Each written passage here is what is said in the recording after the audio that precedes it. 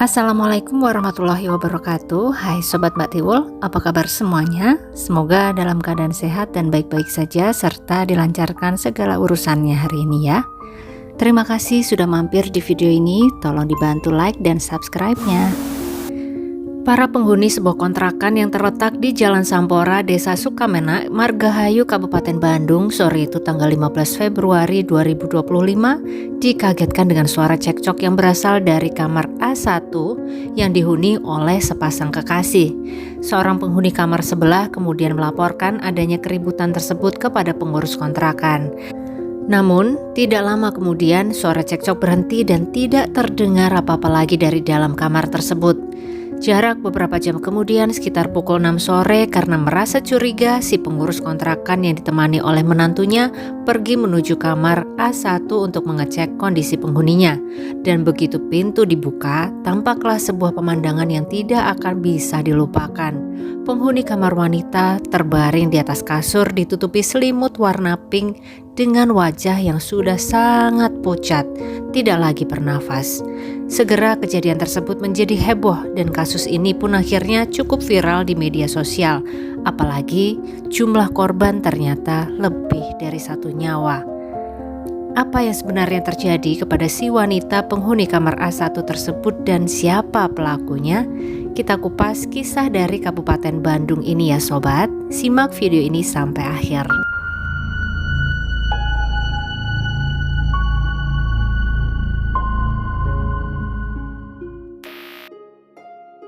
Niki Andriani adalah seorang wanita muda manis berusia 26 tahun asal Cipatat, Kabupaten Bandung Barat, Jawa Barat, dan merupakan alumni dari SMP Negeri 1 Cipatat.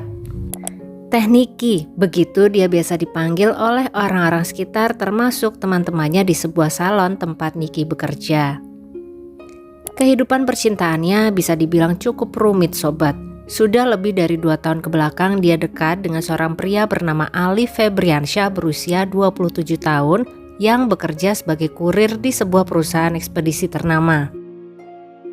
Kenapa dibilang cukup rumit? Karena ternyata hubungan mereka sudah terlampau jauh dari sekedar pacaran pegang-pegangan tangan sobat.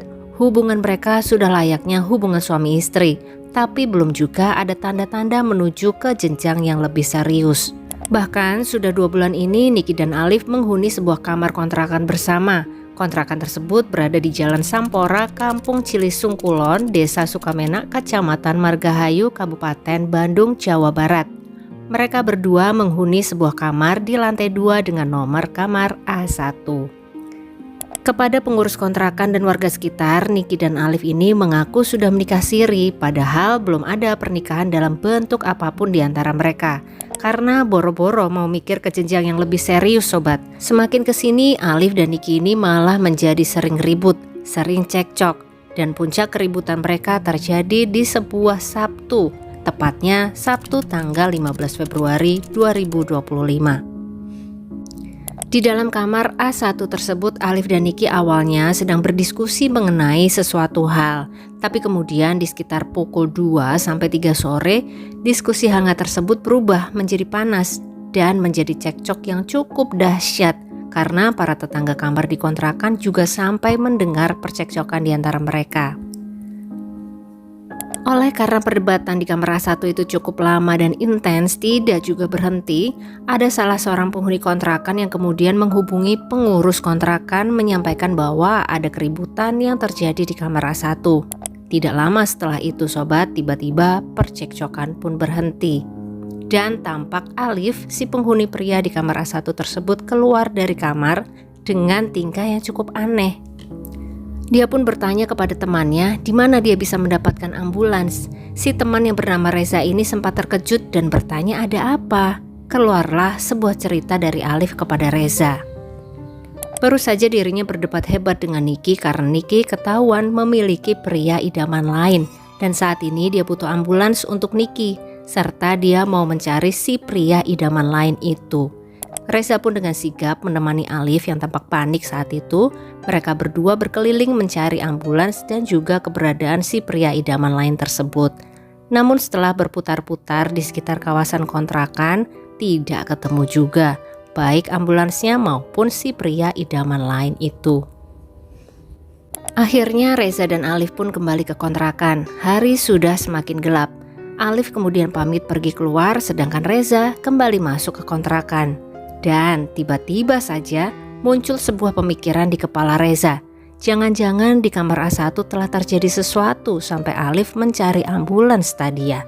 Maka Reza pun segera berlari ke atas menuju kamar A1 untuk mengecek kondisi dalam kamar tersebut. Sampai di sini ada juga berita yang menyebutkan bahwa pengurus kos dan juga menantunya lah yang pertama mengecek kondisi dalam kamar A1 tersebut ya sobat. Tapi intinya adalah kondisi dalam kamar A1 tampak sangat mengejutkan. Tubuh Niki terbaring di atas kasur, ditutupi selimut pink dengan wajah yang sangat pucat. Tangannya pun terkulai ke samping. Niki sudah tidak bernafas. Tentu semua menjadi terkejut dan segera saja berita mengenai Niki ini menjadi tersebar di daerah tersebut. Pengurus kontrakan pun melaporkan penemuan ini kepada Pak RT. Dugaan terkuat dalang di balik kejadian ini adalah Alif, pasangan dari Niki. Pak RT dan warga beramai-ramai mencari keberadaan Alif. Sementara itu pengurus kontrakan juga melaporkan hal ini ke pihak kepolisian setempat. Tidak berapa lama sejak warga beramai-ramai mencari Alif, akhirnya pria tersebut ditemukan juga sedang bersembunyi di sebuah konter handphone yang lokasinya tidak jauh dari kontrakan. Dalam kondisi mabora sobat, sempat minum si Alif ini sobat. Setelah dicecar pertanyaan oleh Pak RT saat itu, akhirnya Alif pun mengakui bahwa dia memang benar pelaku penghabisan nyawa dari Niki. Oleh Pak RT, Alif kemudian diserahkan kepada pihak kepolisian untuk diproses lebih lanjut. Dan saat melakukan olah tempat kejadian perkara di kamar A1, polisi mengamankan beberapa barang bukti seperti selimut pink, kasur, sajam yang digunakan Alif, dan setelah itu tubuh tidak bernyawa Niki dibawa ke Rumah Sakit Sartika Asih untuk dilakukan visum. Dari hasil visum ditemukan beberapa bekas serangan sajam di tubuh Niki. Terdapat bekas serangan sebanyak 25 kali di area leher, lengan, serta dada dan juga punggung. Dan ternyata sobat, ada sebuah janin berusia 4 bulan di dalam rahim Niki. Hal ini pula lah yang akhirnya menguak motif asli dari Alif Febriansyah. Kita masuk ke kronologi dan motif ya sobat.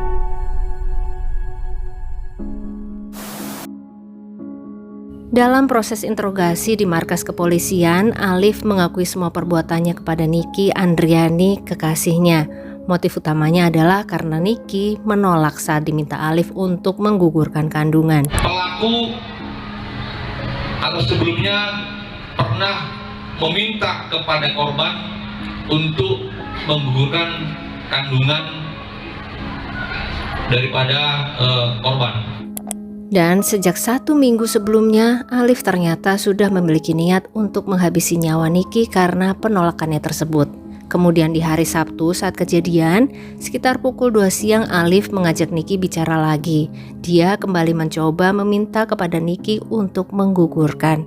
Niki saat itu masih juga menolak.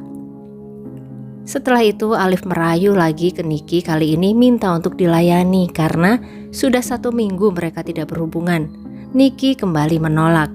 Kemudian timbullah percekcokan besar di antara mereka berdua. Dan puncak kekesalan Alif saat itu adalah ketika keluar kata-kata yang dianggap pria tersebut menghina orang tuanya dari mulut Niki. Karena kesal itulah kemudian Alif pergi menuju dapur, mengambil pisau dapur, kemudian dengan cepat dia serang Niki dengan sajam tersebut berkali-kali. Sampai akhirnya Niki kemudian menghembuskan nafas terakhirnya. Setelah itu dia tutup tubuh Niki dengan selimut dan dia keluar kamar meminta tolong kepada temannya untuk mencari ambulans serta mulai mengarang indah tentang adanya pria idaman lain di hati Niki. Setelah gagal mendapatkan ambulans, dia pergi melarikan diri dan bersembunyi di counter handphone serta sempat mengkonsumsi miras juga saat bersembunyi itu. Hingga akhirnya kemudian ditemukan oleh warga dalam kondisi mabora. Atas perbuatannya ini, Alif kemudian dijerat dengan pasal penghabisan nyawa berencana dengan ancaman hukmat atau penjara seumur hidup. Pelaku sudah kita tahan, dikenakan pasal 340 KUH pidana dengan ancaman mati atau seumur hidup. Semoga dapat dikenai hukuman yang seadil-adilnya bagi korban ya sobat ya. Kita doakan bersama untuk Niki Andriani, semoga diampuni segala kesalahan dan diterima semua amal ibadahnya. Dan untuk keluarga yang ditinggalkan diberi kekuatan serta ketabahan dalam menghadapi ujian ini ya. Amin ya Allah. Demikian kisah kasus dari Kabupaten Bandung ini ya sobat. Semoga ada sebuah pelajaran berharga yang bisa kita petik bersama. Jangan lupa untuk tulis pendapat sobat semuanya di bawah. Mbak Tiul tunggu. Terima kasih banyak yang sudah menyimak kisah ini sampai akhir. Jangan lupa like-nya dan sampai ketemu lagi di kisah-kisah selanjutnya. Selamat beraktivitas kembali. Wassalamualaikum warahmatullahi wabarakatuh.